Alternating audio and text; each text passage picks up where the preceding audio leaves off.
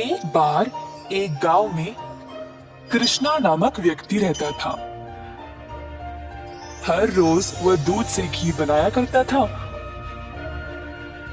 और अपने गांव के बाजार में बेचता था। यही थी उसकी रोजी रोटी कमाने का जरिया। अपने शुद्ध और मजेदार घी के लिए कृष्णा बहुत मशहूर था। घी ले लो, शुद्ध देसी गाय का घी ले लो, घी ले लो, घी ले लो। एक दिन एक मिठाई वाला सुंदर ने कृष्णा को बुलाया और 1 किलो घी के लिए मांगा। कृष्णा गया उसके पास। कृष्णा भाई, मुझे 1 किलो घी चाहिए।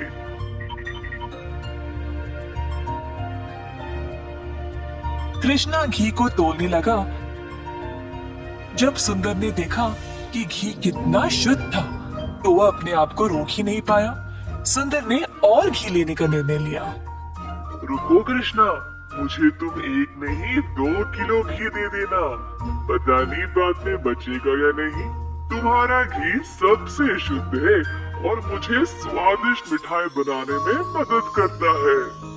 ओ बढ़िया जी, धन्यवाद सुंदर साहब। ये लो आपके 2 किलो घी। सुंदर ने खुशी से घी लिया और फिर दोनों अपने अपने रास्ते चले गए। जैसे कृष्णा चलता गया, गांव के लोग उसको एक एक करके घी खरीदने बुला रहे थे। दोपहर तक सारी घी बिक चुकी थी, क्योंकि वो घी था ही इतना स्वादिष्ट। अपनी कमाई लेकर कृष्णा अपने भाई कुशल के पास दूध खरीदने गया, ताकि वह अगले दिन के लिए और घी बना सके।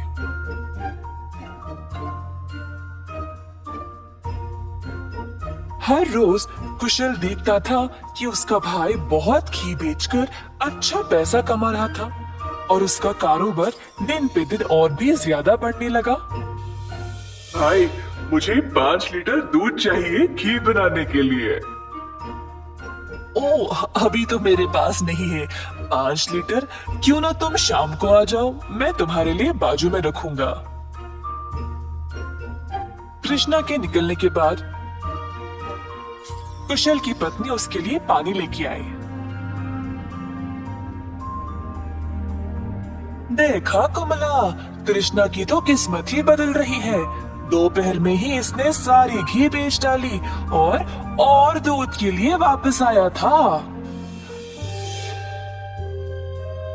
आप तो सारा दूध इनको ही दे देते हो ना, क्यों ना इस बार आप दूध में थोड़ा सा पानी मिला के दो।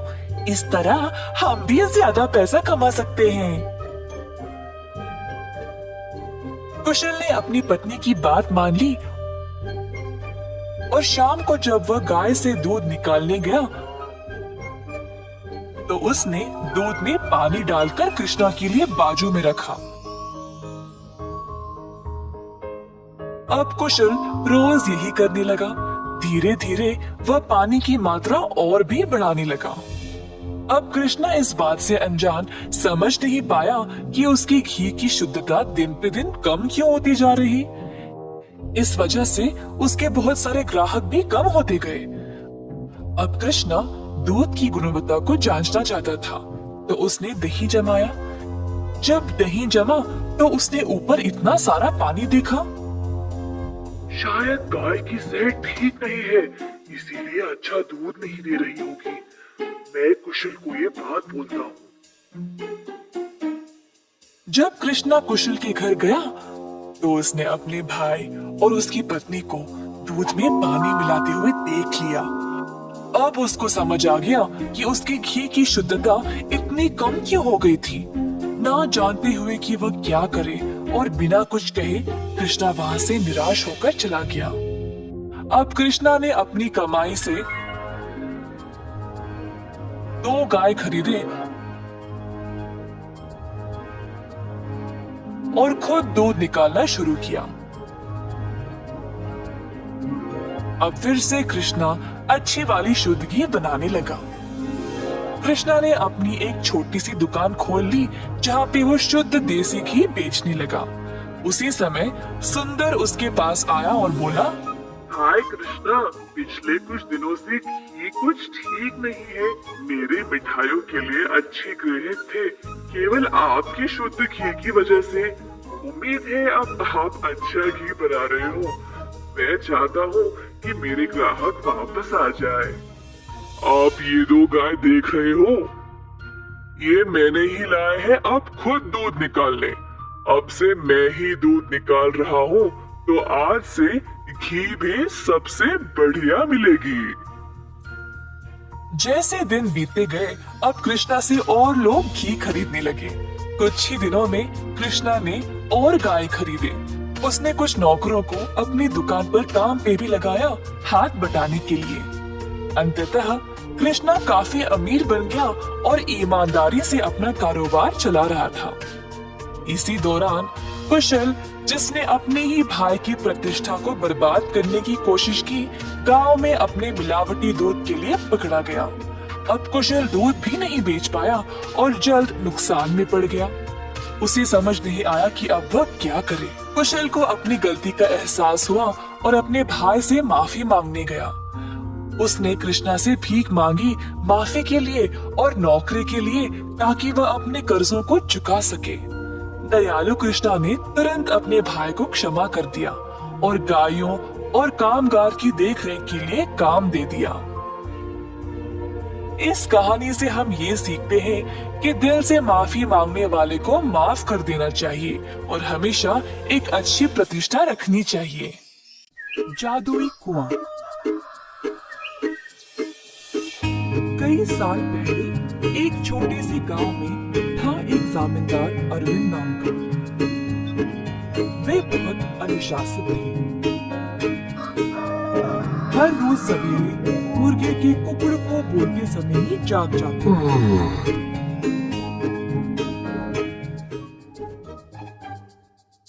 फिर अपने नौकरों को जगा के उन्हें काम पे भेजते थे।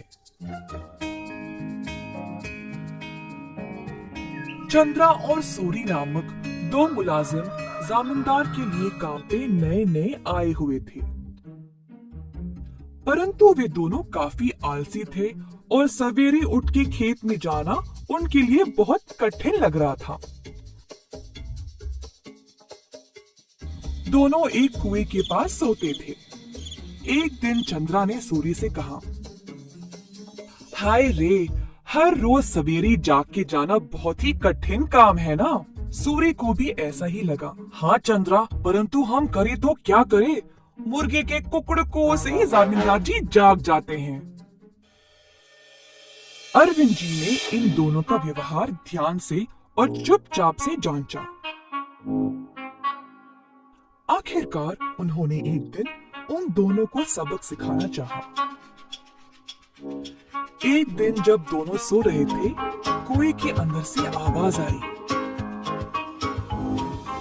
सूरी, कितनी देर और सोओगे? उठो और काम पे निकलो। सूरी को नींद में ही आवाज सुनाई दी और वह अचानक से जाग गया। बाजू देखा तो चंद्रा आराम से सो रहा है। सूरी को समझ नहीं आया कि ये आवाज कहां से आई। बुरा सपना मान के वो फिर से सो गया। अगले दिन की बात है और दोनों उसी कुएं के पास सोए थे। इस बार कुएं वाली आवाज चंद्रा को सुनाई दी। वो भी अचानक से जाग गया। आसपास देखा तो सूरी आराम से सोया था।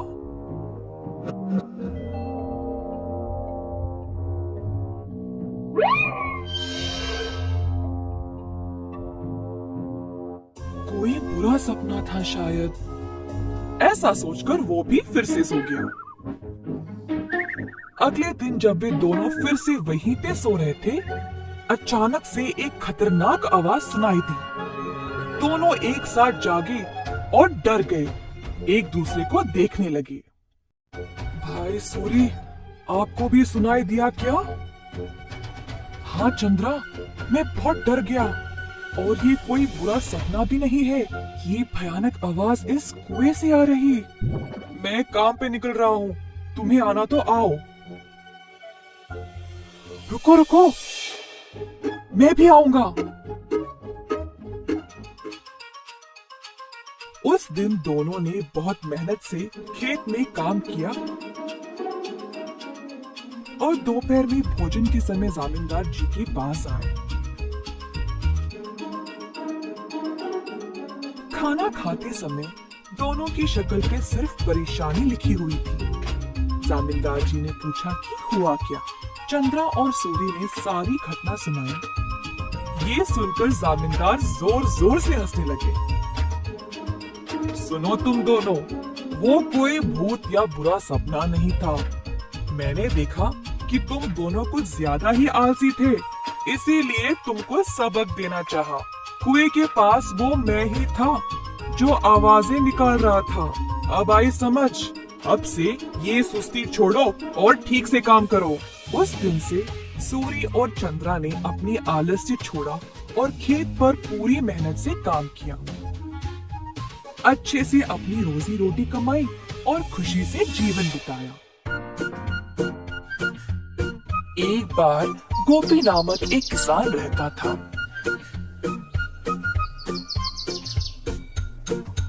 गोपी बहुत मेहनती था। सब लोग उसको पसंद करते थे और उसके साथ अच्छा व्यवहार करते थे।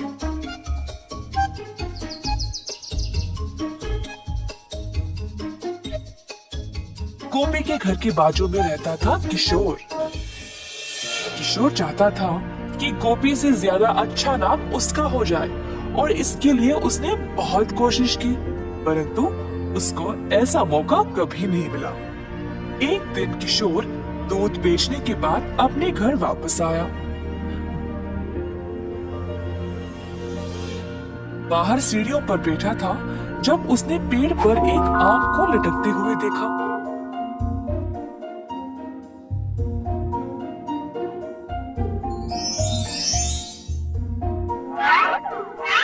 उसने आम को तोड़ा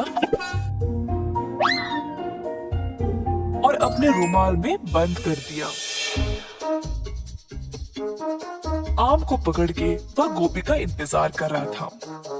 जब गोपी वापस आया तब किशोर उसके पास गया और बोला, ओ गोपी, मैं तुम्हारी प्रतीक्षा कर रहा था।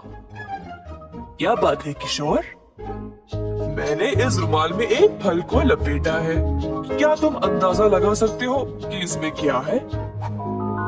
अगर तुमने सही जवाब दिया तो तुम खुद अपने हाथों से मेरे घर से जो मर्जी ले जा सकते हो। अगर तुमने गलत बोला तो मैं अपनी मर्जी से अपने हाथों से कोई भी चीज तुम्हारे घर से ले जाऊंगा। ठीक है, मुझे लगता है इसमें अमरूद है। गलत जवाब, इसमें आम है। अरे अच्छा, अब क्या?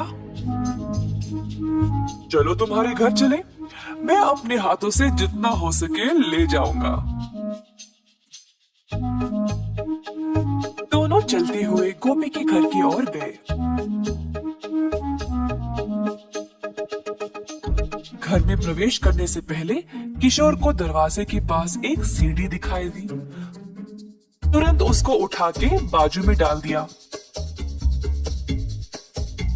और घर के अंदर चला गया, परंतु गोपी वहीं पे खड़ा रहा। गोपी, वहीं क्यों रुक गए? तुमने तो सीढ़ी उठा ली थी ना, फिर उसको बाजू में रख के अंदर क्यों चले गए? क्या मतलब तुम्हारा? हाँ, अपने दोनों हाथों से तुमने सीढ़ी को उठा लिया था ना, तो अब इस सीढ़ी को उठाओ और जाओ। ऐसा कहकर गोपी अपने घर के अंदर चला गया। किशोर ने गोपी को रोककर कहा, ये धोखा है। नहीं नहीं, मैं नहीं मानूंगा। अच्छा ठीक ठीक। अच्छा अब तुम बोलो, मेरे हाथ में क्या है? अगर सही जवाब दिया तो मैं किसी को नहीं बताऊंगा कि तुम अपने दूध में आधा पानी मिलाते हो, पर अगर तुम गलत हुए तो मैं पूरे गांव में इस बात को फैला दूंगा। हाय, अपनी बुद्धिमानी से तुमने मुझे फंसा लिया। ठीक है, मुझे लगता है तुम्हारी मुट्ठी में अंगूठी है। गोपी ने अपनी मुट्ठी खोली और दिखाया कि कुछ भी नहीं है अंदर। हाहा, मेरी मुट्ठी खाली है, तुम हार गए। क्या तुम अब सबको मेरे बारे में बता दोगे? मैं अब से इतना पानी दूध में नहीं मिलाऊंगा, जितना जरूरी उतना ही। गलती हो गई, कृपया मुझे जाने दो।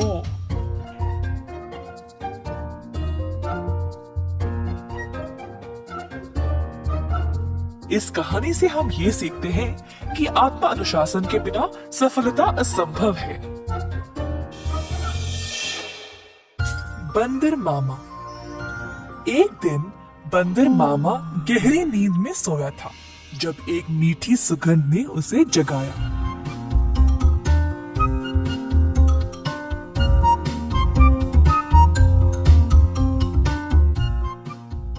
अपनी टोपी और जूते पहनकर बाहर निकल पड़ा खुशबू सूंघते सूंघते। बंदर मामा ने देखा कि ये सुगंध एक मिठाई की दुकान से आ रही थी। अंदर गया तो उसने कई प्रकार की मिठाइयों को देखा। एक लड्डू को देखकर बंदर के मुंह में पानी आ गया। जैसे ही बंदर लड्डू को उठाने गया, दुकान की मालकिन भालू ने बंदर का हाथ पकड़ के रोक दिया। बंदर भालू की ओर देखकर डर गया, तुरंत पीछे मुड़कर रोते रोते घर वापस भाग गया। टोपी और जूते को निकाल फेंक के निराश बैठा रहा कि मिठाई खाने को नहीं मिली। भालू काफी आलसी थी। जब उसने देखा कि बंदर उसकी मिठाइयों की सुगंध को सूंघ कर आया, उसके दिमाग में एक विचार आया।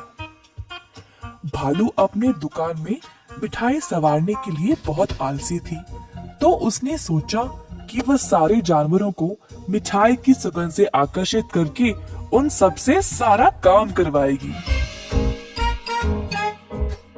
अगले दिन भालू जानबूझ के मिठाई हाथ में लिए सड़क पर चलने लगी। मिठाइयों की सुगंध से सब जानवरों को आकर्षित करे, यही थी उसकी योजना।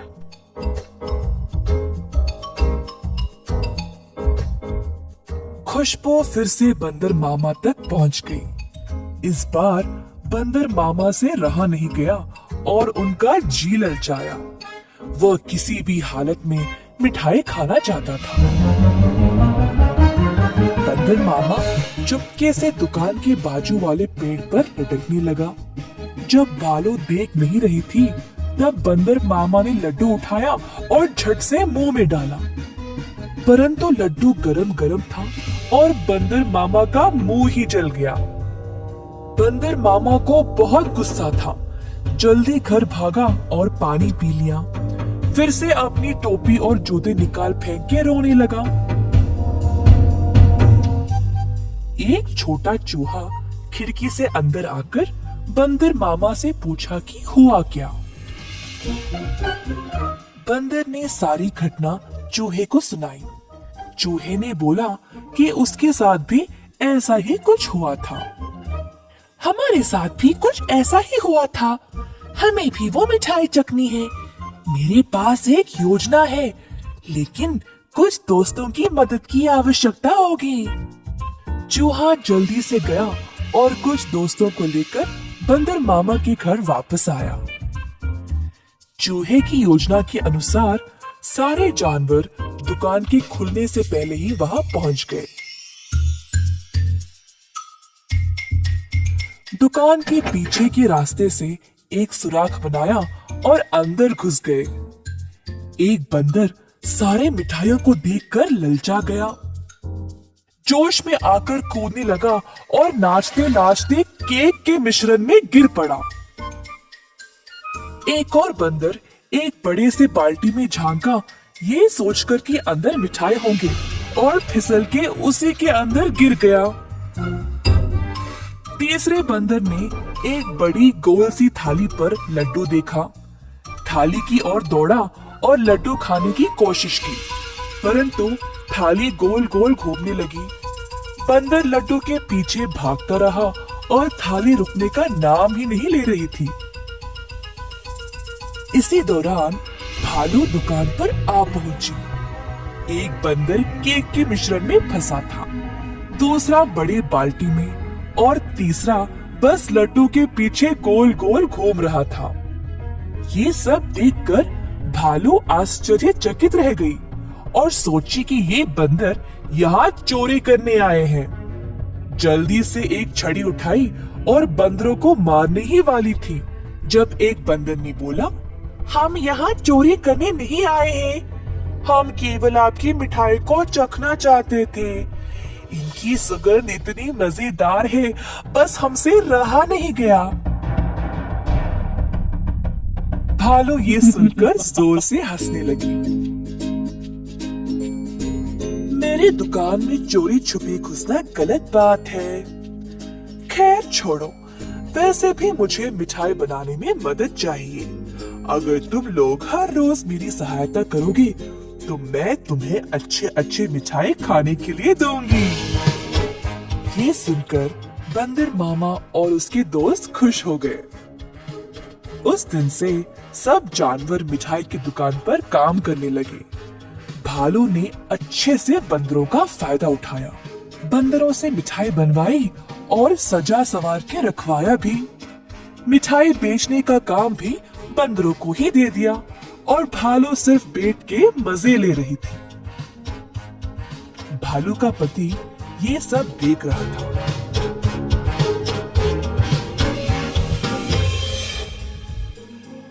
तुम तो रोज इतना काम करती हो, परंतु आज आराम से बैठकर मिठाई खा रही हो। दुकान भी बंदरों से भरा पड़ा है। ये क्या हो रहा है यहाँ पे? बंदरों ने मेरा काम आसान कर दिया है। वे खुशी खुशी सारा काम कर रहे हैं और बदले में मुझे ज्यादा कुछ देने की आवश्यकता भी नहीं। बस दिन में एक एक मिठाई देके काम चला रही हूँ। बंदर मामा कोने में इन दोनों की बातें सुन रहा था और ये सब जानकर उसे बुरा लगा। बंदर को एहसास हुआ कि भालू उसका और उसके दोस्तों का इस्तेमाल कर रही थी। बंदर मामा आगे आया और बोला, भालू जी, हमें आपकी मिठाई बहुत ही ज्यादा पसंद है, परंतु आप हमारी इस कमजोरी का फायदा नहीं उठा सकती। ऐसे स्वार्थी बन के किसी को इस्तेमाल करना गलत बात है। आपको दिखता नहीं हम सब यहाँ कितना मेहनत कर रहे हैं। अंत में भालू को अपनी गलती का एहसास हुआ और सुधार लाना चाहा। उस दिन से भालू और उसका पति दोनों दुकान पर जाकर बंदरों का हाथ बटाने लगे और सही पगार भी देने लगे।